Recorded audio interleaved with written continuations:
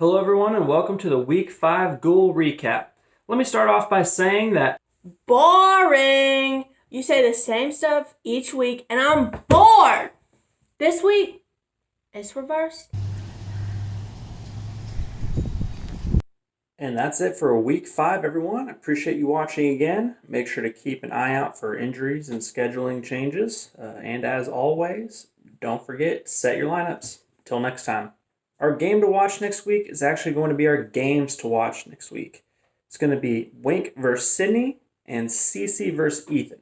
In my opinion, these teams are the teams to beat right now. They all have crazy high scoring potential, so it should be interesting to watch these games this coming weekend. Our fun fact this week puts a highlight on Alex Smith. In 2018, Alex Smith suffered a leg injury so severe it required 17 different surgeries to prevent amputation. But this week, Alex Smith finished his miraculous comeback and was put in the game as a sub for the Washington football team.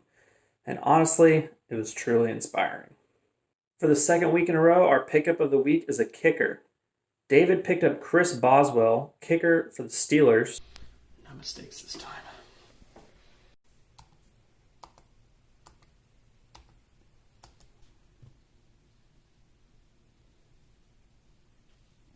And he finished up with 9 points this week and still managed to be the pickup of the week. So, good job, David, I guess. And at number 3 is Ryan Tannehill. The quarterback for the Titans and the recurring nightmare for the Miami Dolphins had a solid game on Tuesday night and finished up with 30 points. At number 2 was Travis Fulgham, wide receiver for the Eagles. And in his short time playing this season, he's certainly made his mark. This week, he finished up with 31.2 points. And at number 1 was Chase Claypool. The rookie wide receiver for the Steelers had the best game of his young career and scored a whopping 42.6 points. Could definitely be a sign of things to come, or, a massive fluke. Such are the ways of fantasy football. So let's take a look at our top scoring free agents of the week.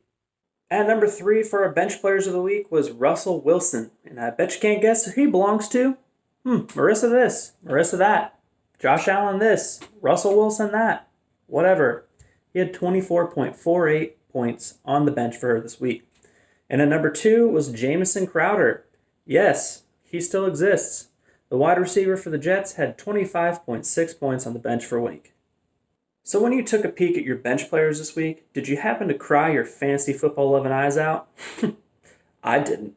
But as we take a look at our top bench players of the week, let's take a moment to consider our most talked about topic of the season so far, David Brown. He has secured a mention in every single video this year, whether he likes it or not. And this week, he strikes again with the top bench player of the week, Brandon Cooks, wide receiver for the Texans. He had 30.1 points this week on David's bench, and he definitely would have helped David secure his first win of the season. Too bad. Now, I'm truly stoked to announce our third top score of the week. It honestly is truly special to me. But for the first time this season, I, Wes Moyer, had a player in the top 3. It was DK Metcalf, wide receiver for the Seahawks. 27.3 points.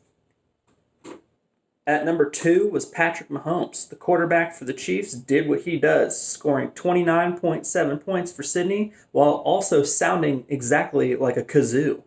And at number 1 was Mike Davis, running back for the Panthers and the Goat Soakers.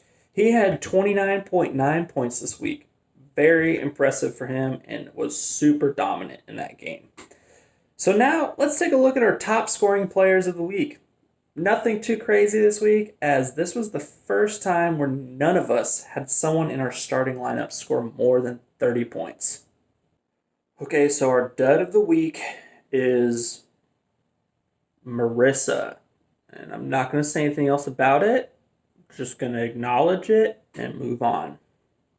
Our stud of the week was Sydney. On her way to the only 4-1 record in the league, Sydney showed out in our game to watch this week. She finished up with 146.5 points and a win, beating out Ethan to assume dominance over the household. Stop. Dun and dun of the week.